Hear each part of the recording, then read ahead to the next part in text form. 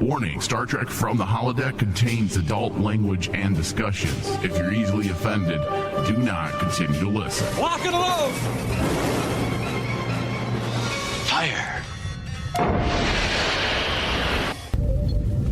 Holodeck 3 program is reinstated. Open sesame! Commander Klingon vessel. We are energizing transporter beam. Now. Warp 1, engage!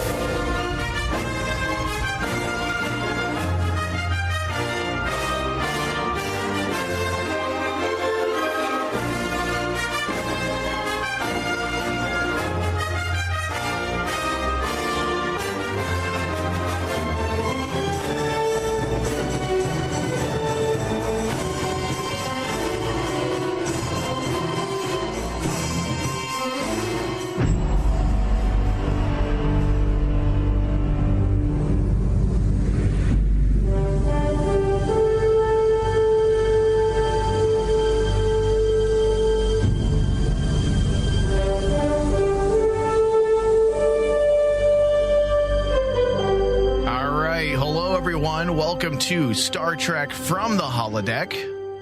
Today, Dave and I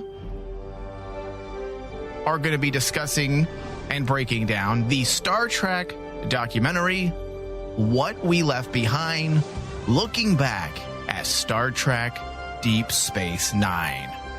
Hi, Dave. How are you? Everything is a go, Captain. Yeah. We are walking the promenade, hand in hand. I am Bashir, and David is Garrick. Hey, I can live with that. Garrick's cool. And we are skipping. Secrets, always keeping secrets. All right. So you and I were lucky enough to have screening tickets for this documentary. Going into this, I really didn't know what to expect. I am not a big fan of documentaries, and I'm even less of a fan of documentaries that are based on geek franchises, because there's a lot of inside jokes, a lot of wink wink. Basically, you have to be a fan of the franchise if you are to understand and enjoy the documentary. And by the very definition of what a documentary is, you should learn something when watching the documentary. You should be able to understand whatever content the director is wishing to explore and dissect without already having a knowledge of the content. A documentary should not be a glorified convention. Yes. It shouldn't be a glorified Star Trek convention, a Star Wars convention, a Doctor Who convention.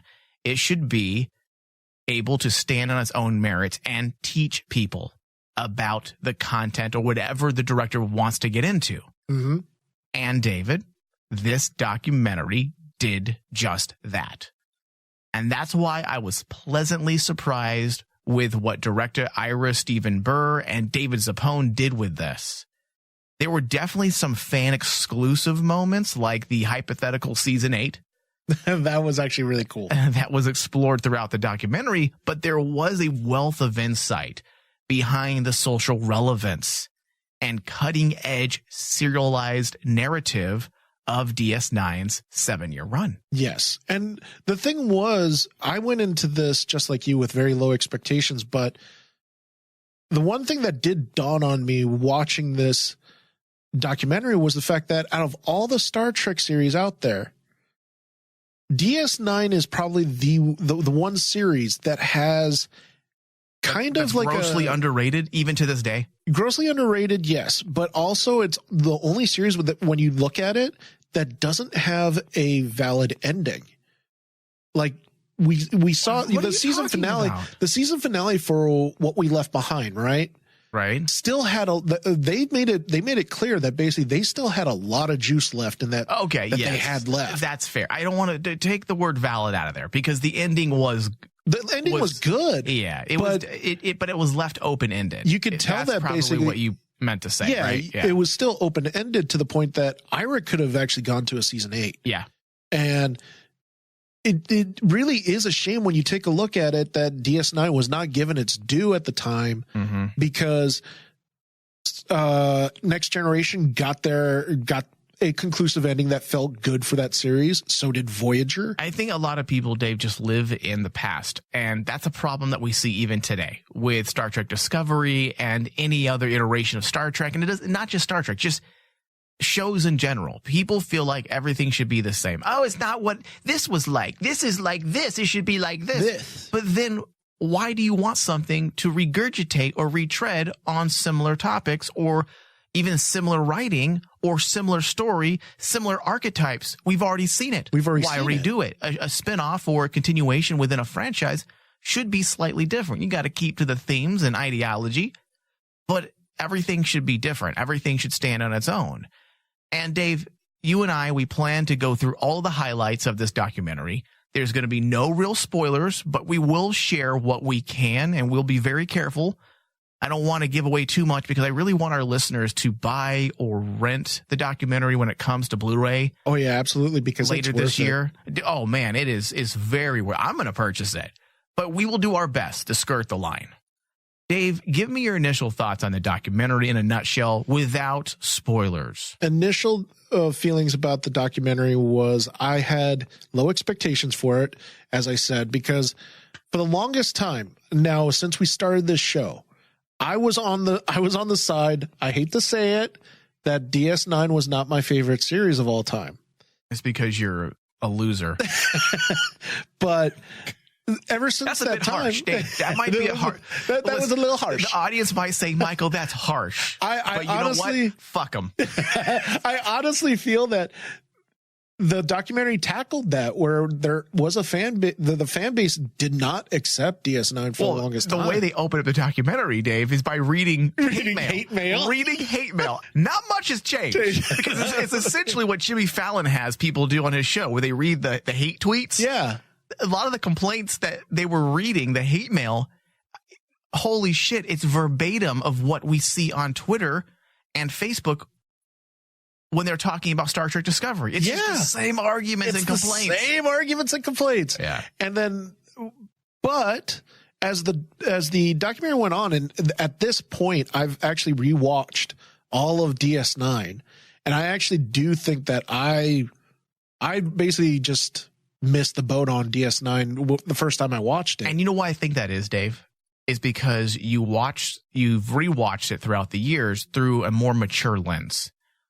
When it was out in the 90s, you were a kid and you had your own idea of what Trek should be. But as you matured and grew and you have gone into the film industry and you understand the nuances of writing and character development and theme, you have now realized, holy shit, this might be one of the best Treks. Well, not only that, but I do agree with one of the statements that Ira made at the tail end of the documentary, which was DS9 was the type of show that was 20 years too late, or 20 years early. 20 years earlier. Yeah, a brilliant statement. Than what the audience was expecting. I was back then that I was part of that audience that just wanted an episodic type of show. And that's because you're a loser. And yes, that's harsh. That's harsh. But fuck them. But nowadays, the audience now would have accepted a serialized Star Trek show. I agree.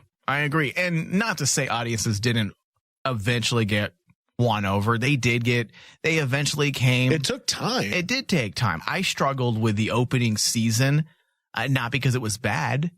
It just takes time. I think that's with all the Star Trek, except maybe the original series. TNG took 3-4 years to really get going. Yeah, to get their footing.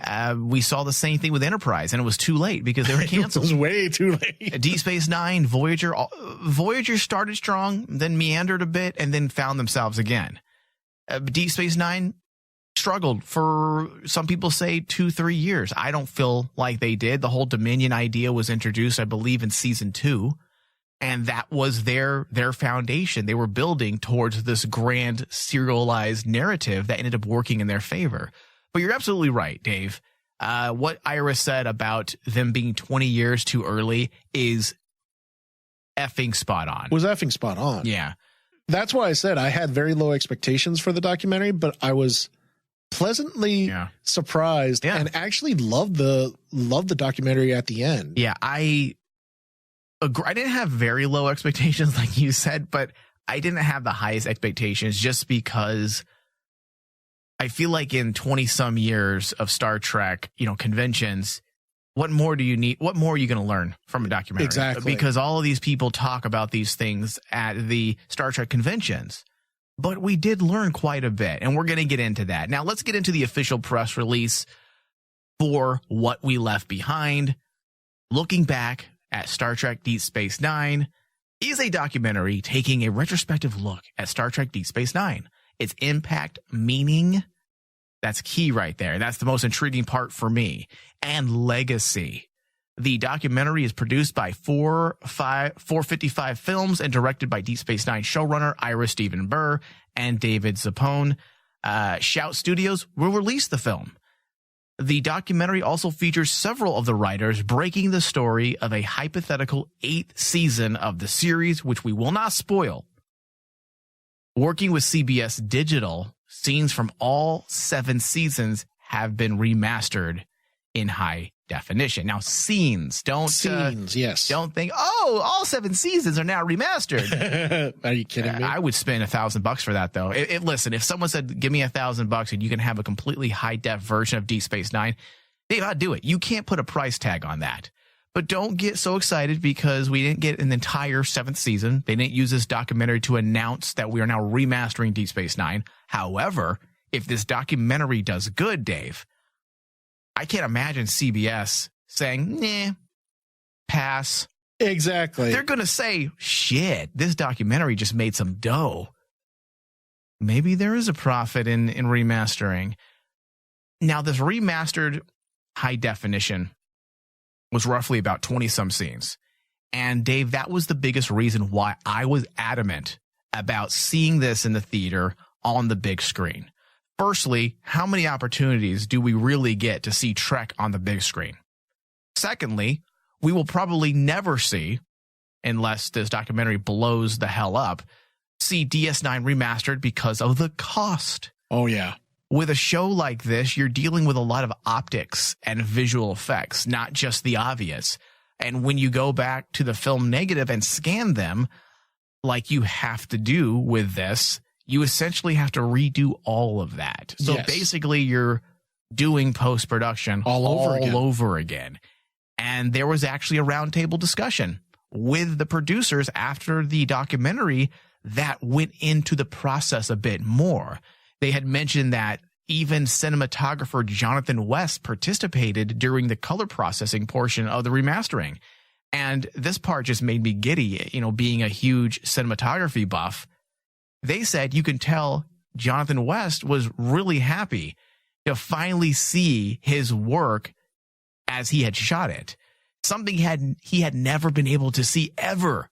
I mean, dailies back then were viewed on VHS. Yes.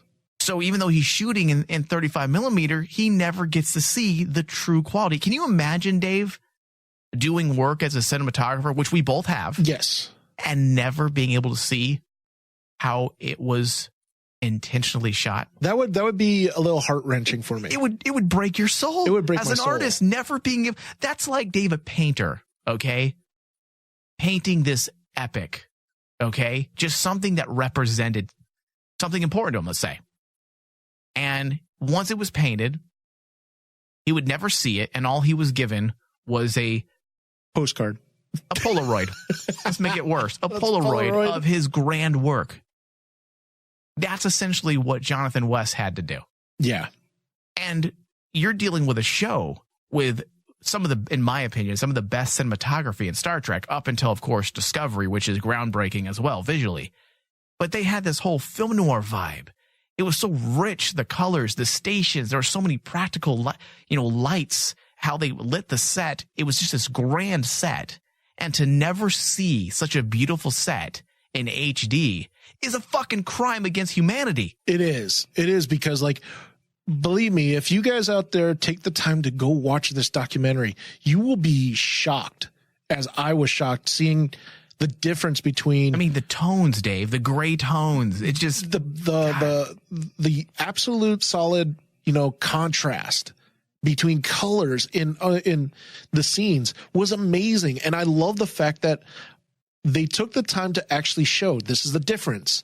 We're just not saying this out of nowhere just to make the tech people out there happy. Yeah. We want to show you guys this is what we originally shot. And they did comparisons too. They showed you the difference between the standard definition and the HD. And it's just, God damn, it's so good. It looks so awesome. And I'm in the middle of doing another rewatch because I rotate. I'm always watching Star Trek at some point during the year. I never go more than a week without watching an episode of Star Trek. Typically, I watch them at night before I go to bed. And I rotate. I go from the original series to TNG to Deep Space Nine to Voyager to Enterprise. Yeah. And right now, I'm on Deep Space Nine. And those SD standard definition images are just emblazed in my mind. I'm like, God, this looked good on a regular TV back in the day. So I remember it looking great. So I thought, but now you're watching it on these 4K televisions that we have in our homes. And you can tell the difference. You can see the degradation. You can see that it's just a flat images. The colors are muddy at points. And to be able to see these images in high def on the big screen, Dave, dude, as a fan of Star Trek and of Deep Space Nine, it was a fantastic experience. It's basically validation of how good we all believe Star Trek looks. Yeah. It's validation because, like, when you get a chance to actually see this documentary and you see what their cinematographer was able to pull off with a stylized Star Trek show. Yeah. Because let's face it, Deep Space Nine is the only one that actually, when you look at all the series, that basically said, no, we're going to genreify it. It's going to be space noir. All the other series was atypical Star Trek. I would say, yeah. This decided to basically branch off and say, no, we're going to do a different tone. Yeah. It's amazing what it would have looked like if they re-released this. I'm in the boat that basically I would buy this. Yeah, I would buy the Blu-ray set. I'm telling the truth, Dave. If they said, "Hey, let's start an Indiegogo," let's say CBS just didn't want to do it. So let's say fans united and said, "Hey, let's start a petition here to get it remastered, and we'll come up with the money ourselves to do it."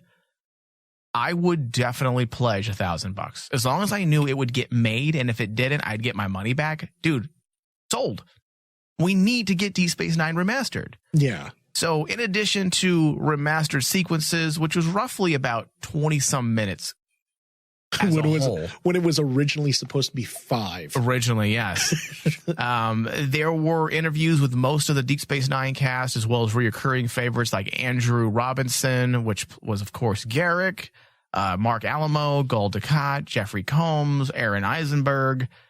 It was definitely a treat for the fans. But my favorite, Dave, was Avery Brooks. It's no wonder he was cast as Cisco. He's got charisma for effing days, Dave. I mean, he's cool as hell, right? Not just charismatic, but he was a brilliant actor. I honestly think that Avery grossly Brooks, underrated. Grossly underrated, because he was able to actually. The one thing I didn't realize till that documentary was he directed some of the episodes of Deep Space Nine, and one of the ones that he directed is absolutely one of my favorites. And the fact that he was able to direct it and act in it and give one of the most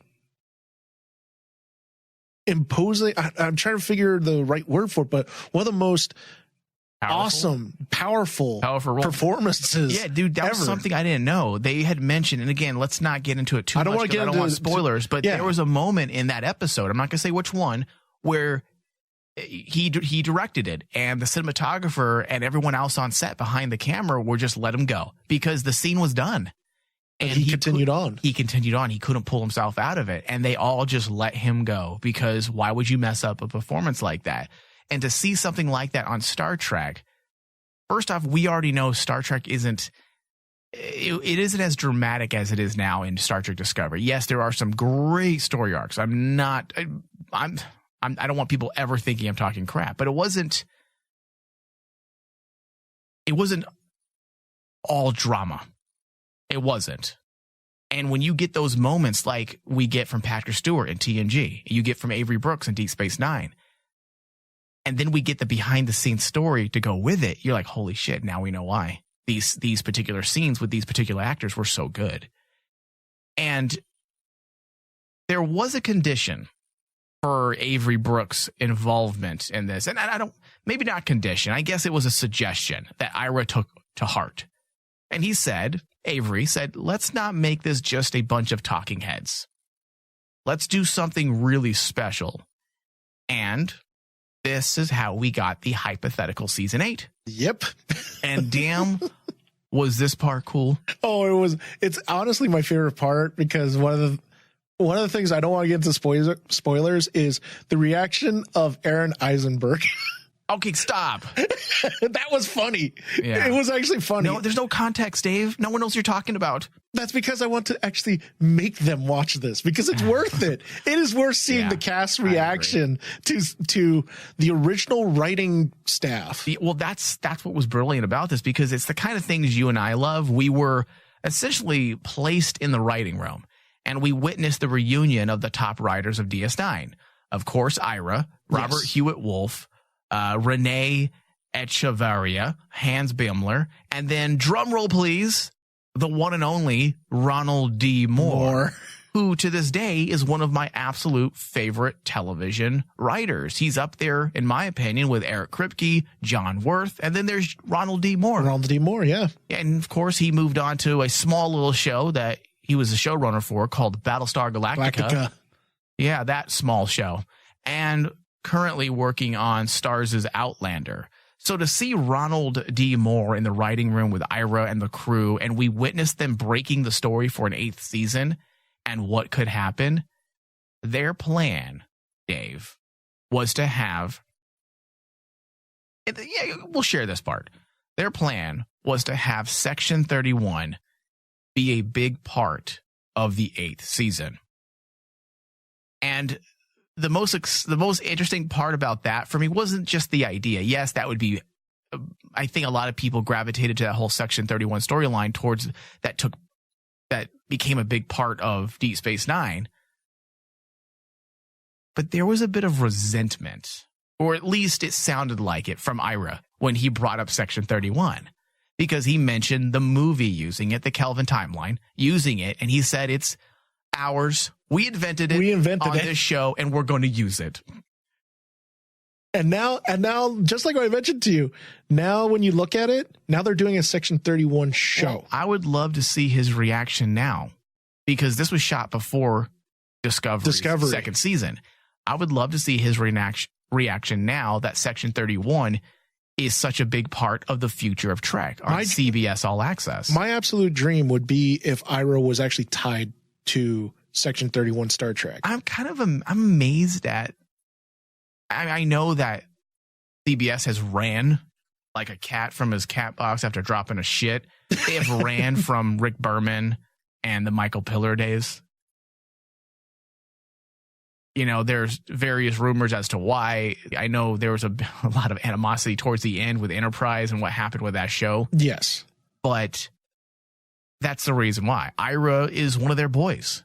That's the reason why he's not involved, I'm sure. But hey, don't hurt creativity for it. Yes, the writing crew for Discovery is amazing, but how fantastic would it be if Ira was a part of it?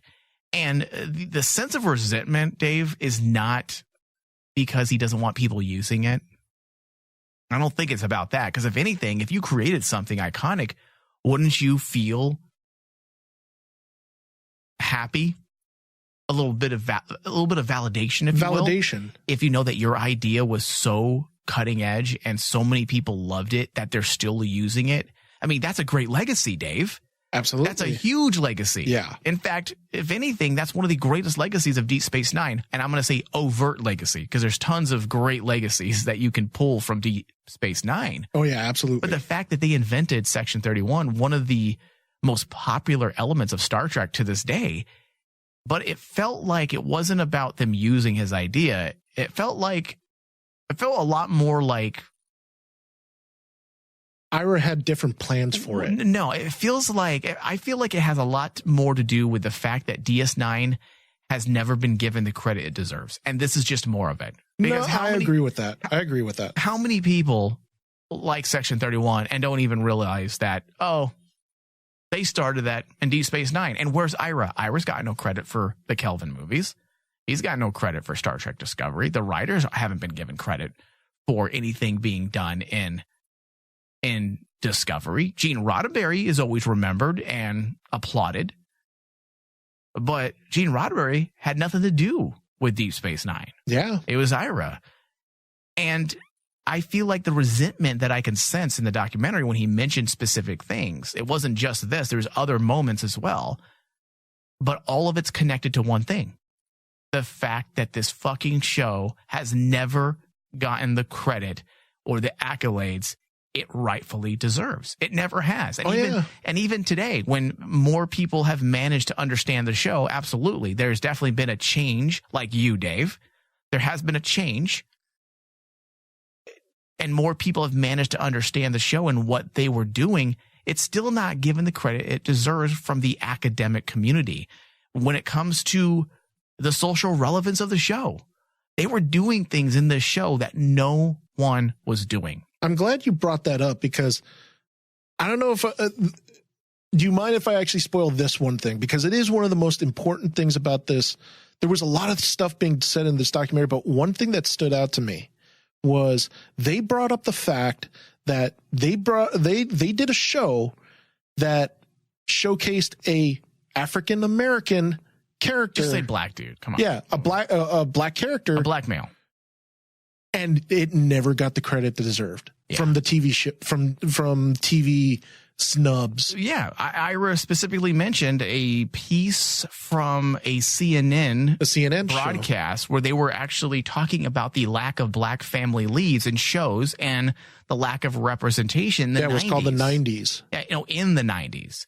And Deep Space Nine was not even mentioned.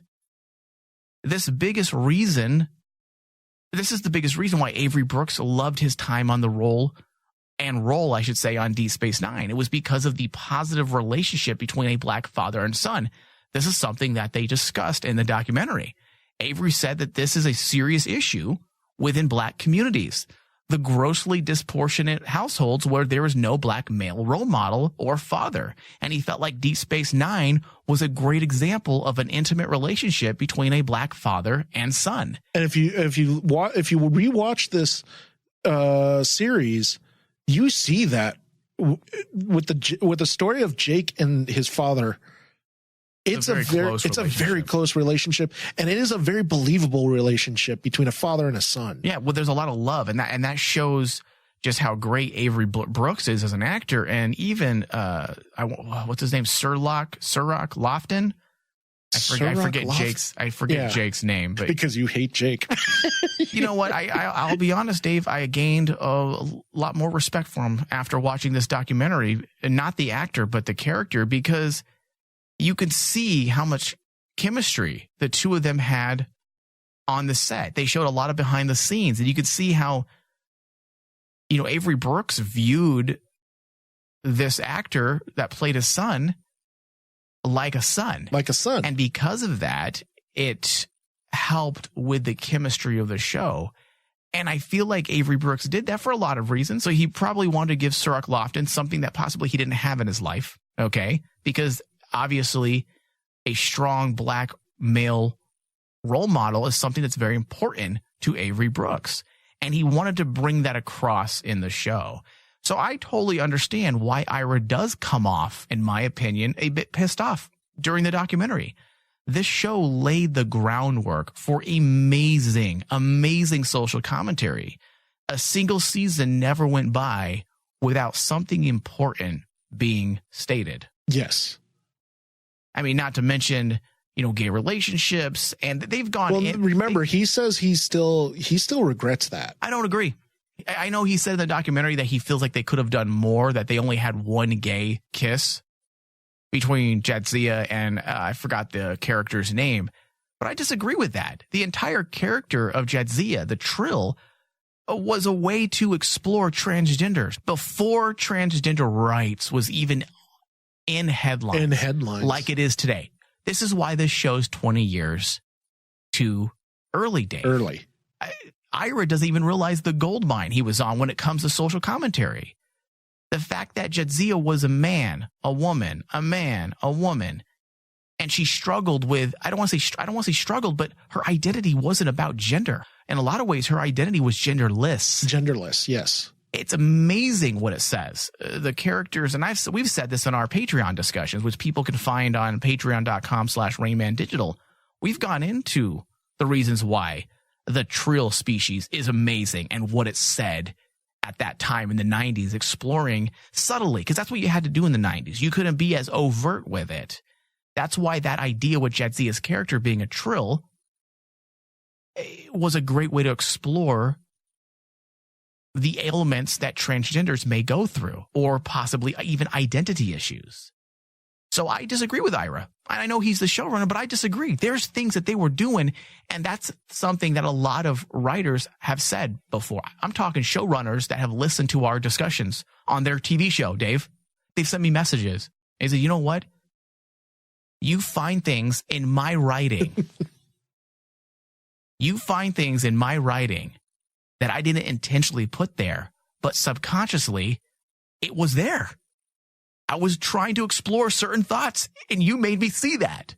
So Ira probably doesn't even realize what they were doing. If you're a progressive individual, like Ira obviously is, yes, you have all types of thoughts in your head. And sometimes as a writer, you're writing those thoughts. Think of it as like a web, a mind web, where you have different ideas and you're trying to form thoughts. Yeah. And sometimes you don't know exactly what you're doing, but it's there. And plus, there has to be a little give and take, because you just can't give all your thoughts. You have to be smart with it. And you have to be strategic about it. Because, like, if he was to just throw out another relationship, it would take away from what he was talking about with Jadzia. It would water it down. It'd water it down. Yeah. You have to be just strategic with your writing. Yeah, especially in the 90s. It's a very different time. You have to be strategic if you're hoping to get it past the censor boards. In fact, I believe Terry Farrell, who played Jadzia, even mentioned that during that lesbian scene, they mentioned about putting a warning. Yeah, in front of the show. She got questions from parents asking how they can actually explain to their children. It's very easy to explain. Like, all right, some people like the opposite sex, and some are born another way. They like the same sex. You explained it. Simple. Simple. How easy is that to explain? Yeah.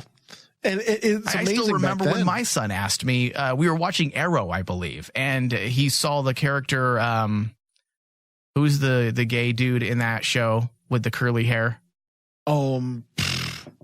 The Olympiad. I always forget his name. Mr. Terrific. And my son's all, oh, that's an ugly woman, because he was kissing a man. And I want to say he was like 7 or 8. And I said, that's a man, son. And he's all, oh, well, that makes sense then, because he's kind of ugly for a woman. He's ugly for a woman. And he's all, why is he kissing a man? And I said, well, son, some people like men. Some people like the opposite sex, and some people like the same sex. And he's all, oh, it was over with. Easy. It's easy. Very simple. Very simple. And the amazing thing too was the fact that not only was Ira able to take on those social questions, but he was able to do other social issues. Yeah. Homelessness. The homelessness one I forgot about. And I was like going, oh yeah, right. Yeah. Dude, that was a huge thing. This show didn't hold back. But this is something that we talk about a lot in our Patreon discussions. Yeah. Where we get into the ins and outs of different Trek themes. And we've praised DS9 for years. And not to say that TNG didn't do it. They absolutely did. The original series did it. All of Star Trek did it. But DS9 doesn't get the credit. That's why we're emphasizing DS9 right now. That's why this documentary is so effing important. But we praised DS9 for years. And to see our words, Dave, prove correct in this documentary feels like a bit of a win for us as well. It does. How many times did I look at validation. You? How many times did I look at you during the screening? I'm like, we said this. We've said this. Yes. Yeah. We should have been brought on to the documentary. Shit. We've been saying this for years. Yeah. Since we started. But this is why I get angry, Dave, off topic for just a moment. This is why I get angry with how Discovery is touted as this progressive juggernaut that is changing the Trek game. People, simmer down. Simmer down. The folks at Discovery are doing a great job. but you're just doing what you're supposed to be doing when you write Trek. If you weren't doing it, people would be throwing tomatoes at you. Yes. Star Trek is progressive. It has always been. And that's the only thing that kind of gets me annoyed with Discovery, because you see all these people, some of the actors, oh, this is what we're doing on Discovery. I'm like, how old are you, 30? Have you tried to rewatch Star Trek? They've been doing this before you were born. They were doing this. Before I was born, they were doing this. Oh, yeah. I'm not an old man by any means, late 30s, but I remember. So it gets under my skin. And if it gets under my skin, Dave, imagine what's happening to Ira. Like, oh, man, we've been doing this shit for years. First you steal Section 31 from me. I get no credit. I tackle all the social issues that you guys were afraid of. And then you're pretending you're the first ones doing it. It's easier for you guys. It is, Dave. That's another thing. It's great that Discovery's doing it, but it's far easier in this landscape, social landscape, than it was 20-some years ago. Yeah, it is. That's the difference, is the social landscape of the two shows, because like Discovery nowadays, we're more socially acceptable than we were back in the 90s. At least most of us are, but there are people that just pretend as well. That just pretend, yes. Yeah. All right, so another real moment I totally connected with was Terry Farrell's bit, talking about her death scene. Oh, dude, And I was kind of wincing when they were like talking about this, because it's a very social subject. It was awkward. It was an awkward subject. Even when she was talking to Ira about it on film, you could tell he was wiggling in his chair. But they essentially recast Dax. That's what they did for the final season. It was a pretty heart-touching and enlightening moment in the documentary. I had always heard that she wanted to move on. That's what I heard. I always heard that she wanted to move on and do that show with Ted Danson. Yes. That's what I always heard. I remember reading trades. In fact, I have them in my storage. I have trades where they talk about her moving on. It's time for her to move on. But we hear from her point of view. She was essentially strong-armed and pushed out due to contract negotiations. It was a whole like take it or leave it mentality. And I know some of this has been mentioned throughout the years at conventions and different interviews, but to hear it in an official capacity and to see Terry's reaction as she recites her side of the story, and she's in tears crying. She didn't want her character to be killed. And that's what meant so much more than anything, Dave. Oh, yeah. That made me love her character even more and love her as an actor, because it wasn't about leaving a show. It was about what they did to her character. She says, I didn't want her to die. I didn't want her to die. Yeah. She wanted everything to work out, and she was basically pushed out. And she even said that an executive at Viacom at the time told her that she should be happy with what she gets, because if it were not for this job, she'd be working at Walmart. Yes. And the thing that really, for me, that was kind of like a sore subject when I was watching the documentary, was because even when you watch the episode where Dax dies, it's so abrupt and happens. Yep. Just like that. And then I never got resolved, Dave. You never get resolved. I mean, and they gave us resolve by essentially recasting her. And that's why I never got into Ezri Dax. Yeah. I mean, in retrospect, when I go back and watch, I'm okay with her. But at that time, Dave, I could not like her character. I was like, you recast a character, and yes, you have this great plot device called a trill, where you can just essentially create the same character and create some conflict between, you know, with Michael Dorn's character, Worf. It was great. It shook up the chemistry, or the dynamic, I should say. It shook up the dynamic of the crew. But do we really need to shake up the dynamic of the crew during its final season? By killing off one of the cast members. Yes. And to this day, when I watch that episode, it gets under my skin. It irks me. I'm like, God damn it. And now that I know the reason as well, officially, now that it's been stated in this documentary, it sucks even more. I mean, it makes me angry that that she left the show because of contract issues. And honestly, I don't blame her. She stood up for what she believed in. No, I deserve this. This is what I deserve. Yeah, she did what any normal human being would have done. Especially in today's climate, Dave, because a lot of women nowadays, because of this whole Me Too movement, what do? They move on. Like, this is what I deserve. I want this pay. If I don't get it, you don't have me. So things have changed a lot, and I'm sure that if we were in today's social climate, Terry Farrell probably would have received the money she wanted and that she deserved, and that executive that said she would be working at Walmart would be fired. Probably. But like the only good thing out of that was the fact that I understand that there were fans that were very against the character of Ezri, but honestly, in the final season, she grew on a lot of fans. They basically it took some time. It took some time. I'm not saying I disliked her. It just I didn't know how to feel about it for a very long time. Yeah, but if it weren't for that, we wouldn't have gotten Ezri, and it's kind of like a give and take. And the thing I really did appreciate was the fact that some of the cast members basically said, no one can really take a side at this point, because at this point it's kind of like looking at a situation where, well, they say this and the other side says this. Whatever happened, it's between them. And I felt sorry for Terry Farrell, because you're right. When she talks about it, you see raw emotion that it still affected her. Yeah. That she was she was trying to do what she thought was best, and she got it thrown in her face. She's rather attractive still. She is. Not going to lie. Speaking of that, let's be superficial for just a moment. But every member of the cast, they've aged pretty well. I think Mark Alamo, is that how you say his name? Gul Dukat. I think he's probably aged the poorest. The poorest? But he's also an old man. The dude's old. Dude, Avery Brooks, though, hasn't aged. That dude looks the same. He looks the same. Black don't crack. They say that for a reason. Yeah, he looks great, dude. Nana Visitor looks great. Yes. The actor that plays, I forget his name all the time, Julian Bashir, looks great. Armin Sherman looks great. Terry Farrell looks great. They've aged way more gracefully than the original series cast did. Let's be honest here. They let themselves go gray and fat really fast. But the Deep Space Nine cast, man, they have aged very well. This is why we need them back in a TV show. Please, let's do it. Oh, they could. That's why I got really excited about the writers getting together, and they were talking about, this is our pitch for the pilot and stuff like that.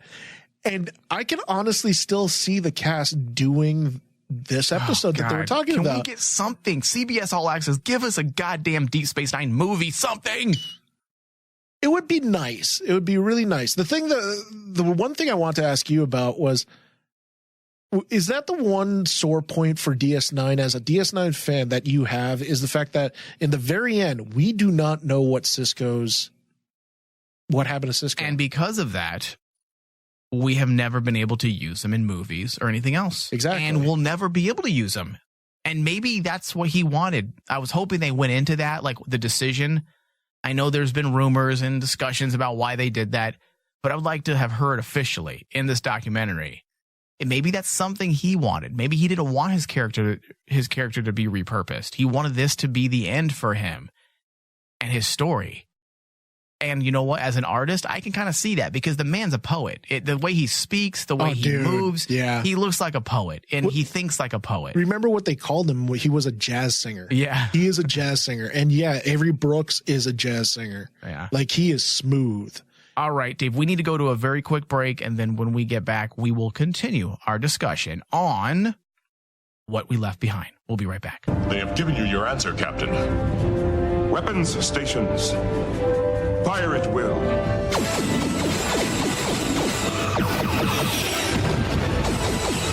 What are you looking at, nerd? Huh? I thought I was looking at my mother's old douchebag, but that's in Ohio. Geek Out Saturday. And this is something that Supernatural, I don't think, has ever really had a big problem with. Right. All of its monsters, a lot of shows have procedural elements. We've talked about this before on the show. There's a level of responsibility on his head as someone that is a metahuman and uses his powers for good. She's force sensitive, but she's not a Jedi. If you've been watching Rebels, you see that happen. During a roundtable interview with reporters yesterday, the Flash executive producer Andrew Kreisberg revealed that Kevin Smith... However, race is important in the Dark Tower universe, and the relationship between Susanna Dean and Roland centers around the color of their skin. Catch up on your favorite Rain Man digital geek shows every Saturday. DC on CW, Back to Tank, Weird West Radio, The Crossroads, and more. Geek Out Saturday on Rain Man Channel 001. Listen from the Rain Man digital app or tune in. Just search RM Channel 001. The Rain Man Show. The Rain Man Show. Apparently. Whole fabric of society, so long as they and their weird way of doing sex is legitimized. That's what they... Their weird way of having sex or doing sex. I mean, gay folk, they're not aliens. They're not from Trisomian 21. They're human beings. They have sex the same way we do. They don't mind meld in order to fuck. Now then, they don't place their fingertips together and they're orgasming. The way Thomas. Oh, Jesus, he's in the studio. Thomas, the way the gays signed those leases for the latest Kia excursion. I mean, it's madness. The way they do those leases and buy those homes. And you mean with the signature the same way everyone else does? Their credit ratings are just exuberantly high for people. From a lack of divorce. It's true. I mean, they live a better life. They have more disposable income than the rest of us. But good golly, they're going to ruin society. If anything, we can learn a little bit about economics and life savings from the gay community. For more Rain Man, visit RainManShow.com. All right, welcome back, everybody, to Star Trek from the Holodeck. If you're tuning in on our 24/7 channel, RM Channel 001, on Geek Out Saturday, you can find all of our shows on demand. Just search Star Trek from the Holodeck on Spotify, iTunes, Stitcher, Google Play. Leave us reviews, give us thumbs up, share the show. Also, you can help us stay afloat, help us keep the lights on in our Holo Suites. If you go to patreon.com/RainManDigital and pledge, we have various tier options. $1, $3 for behind-the-scenes pre-shows. We do a lot of pre-shows. Basically, we get the geekiness out before we do our regular broadcast. We talk about whatever. Trek things we're excited about. Patreon.com/RainManDigital pledge. Thank you. All right. Let's continue our discussion on this documentary, What We Left Behind. Now, Dave, I did say that this was a great documentary, and it was. Yes. The average doc viewer could flip this on and enjoy it and learn something. But that being said, there were some great fan moments as well, and there needed to be. For example, the introduction to the documentary. I was wondering what they were going to do. Are they going to start with the Deep Space Nine theme? Even though I'm sure the licensing on that for a documentary or film is ridiculous. But they did a fun little intro that was performed by Max, I believe his name is Grodenchik. Hopefully I said his name the right way. Basically, his name, Rom. Let's just call him Rom. Rom. And man, does he look a lot like his character. Even without makeup. Yes, he does. And I've seen him throughout the years at conventions, but just see him on screen like, without his makeup on screen. I was like, he looks just like Rom.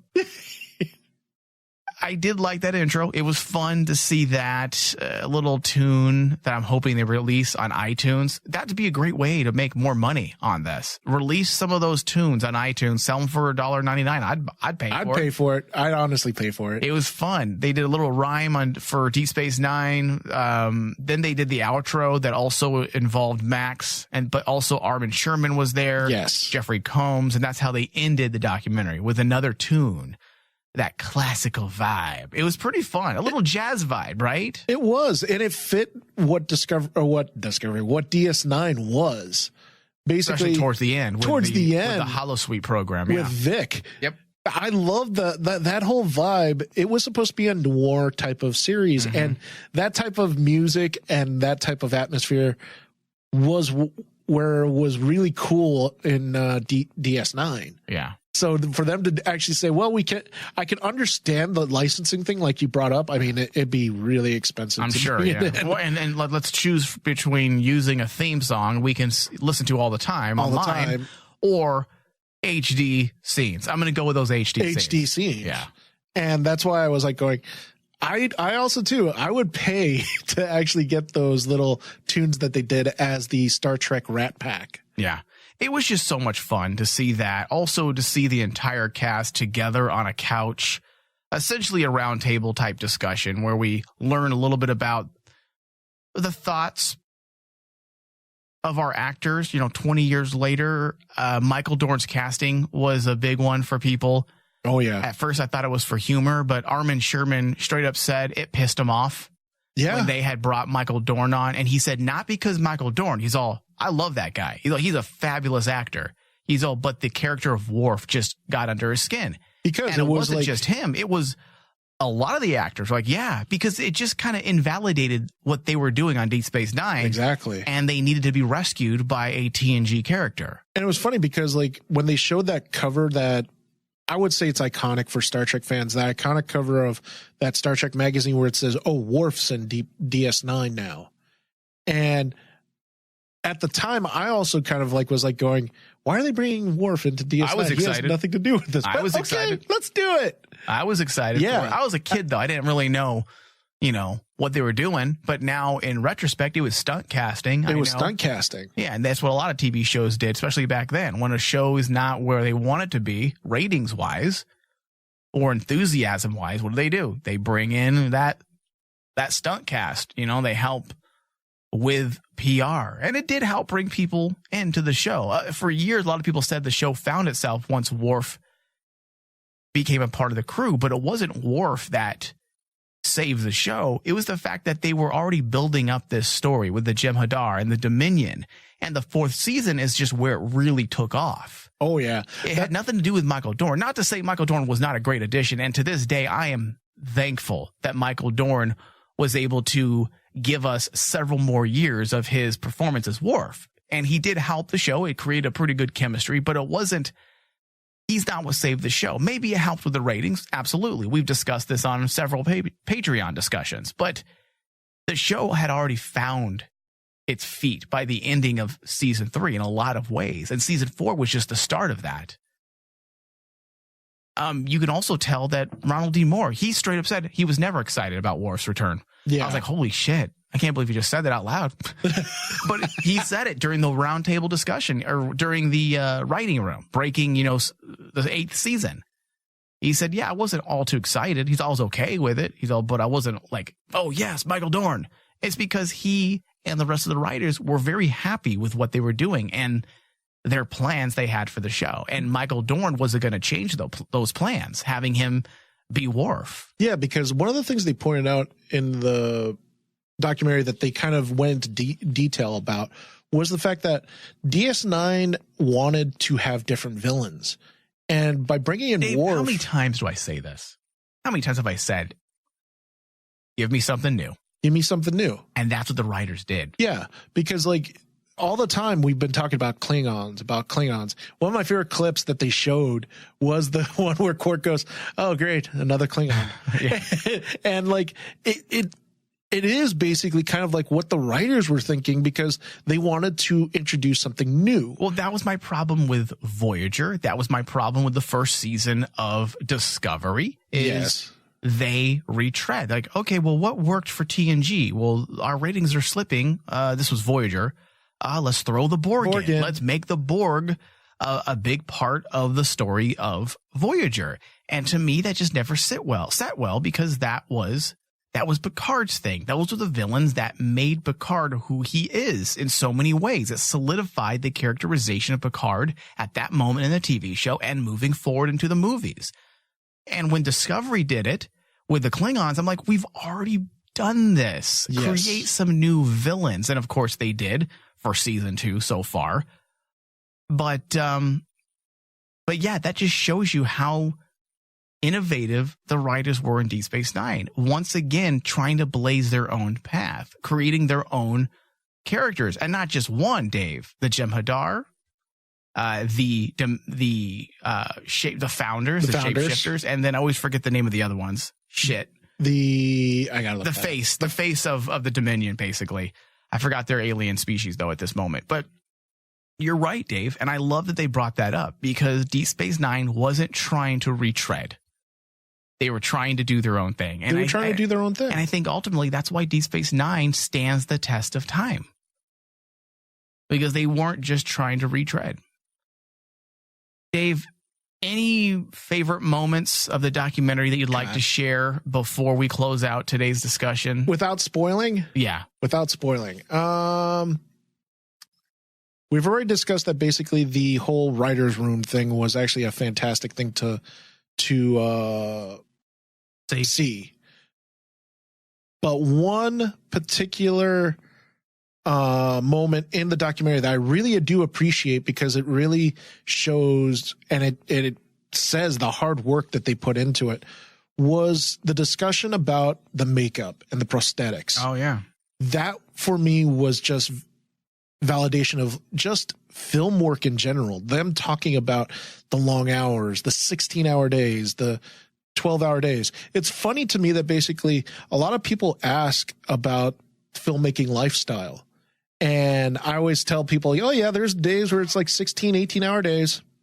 You work that long. And people don't believe it. But it's true. In our industry of filmmaking, that's what it was like when you actually, the actors have to sit there sometimes for hours getting these prosthetics put on, and it's not fun. It's painful. And that's what I really appreciated too, was the fact that the actors really alluded to the fact that while it was painful, they still had fun with it. But make no mistake, they wanted to rip off their face, so to speak, and just throw it at Iris sometimes, because wearing those prosthetics is painful, and it's not the most pleasant thing in the whole world, and it's hard work. You have to expect that as an actor, that basically you're going to be doing these long hours, but the work at the end of the day is so important to get validated. And that's I think in general that the documentary you really got across was the fact that it's a validation for all the hard work and how important DS9 was. That's what they wanted. They just want validation saying that we're not the middle child. We were a good series. Yeah. And when you do look back, they were a good series. They deserve to be up there with TNG and Voyager. Forget Star Trek for a moment, but they deserve to be on the top list of sci-fi franchises. Yeah, sci-fi franchises, absolutely. If a Star Trek fan doesn't want to accept it, then the sci-fi fans should.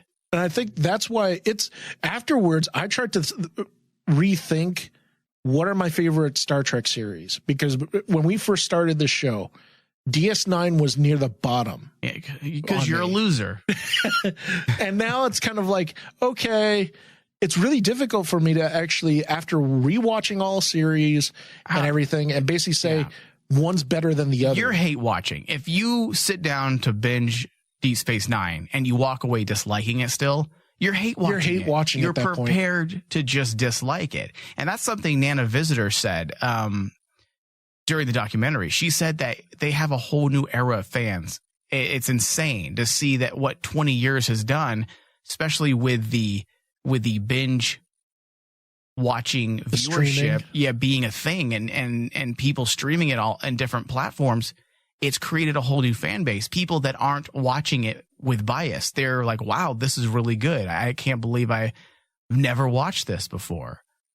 Now, this brings up a question that I want to ask you, though. Okay. After we've seen the documentary, after me and you have covered Star Trek for a very long time, would you be surprised if the new Kurtzman, do you think Kurtzman would actually say, okay, I succeeded with Discovery. I got Picard coming up.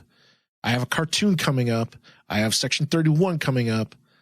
We want to saturate the market with Star Trek. Would you be surprised if Kurtzman says, okay, let's bring back DS9. No, I could see it happening. Yeah, absolutely. Especially because that's Kurtzman's goal, is to saturate. the and market. Honestly, Kurtzman's style and what he's doing with Discovery, it definitely fits with Deep Space Nine. Now, I think I'd be happy about that. But do you think they could still do it? I don't know, Dave. I'm more about moving forward, honestly. Precisely. Like, that's I love Deep Space Nine, and I joke as a fan that I would like to see it. And as a fan, I would like to see it come back, just because I'm talking or speaking as a fan. But as a critic, it's done. The show has been done for 20 years. The story has been told. We need to move forward and track. We can't regurgitate and recycle things.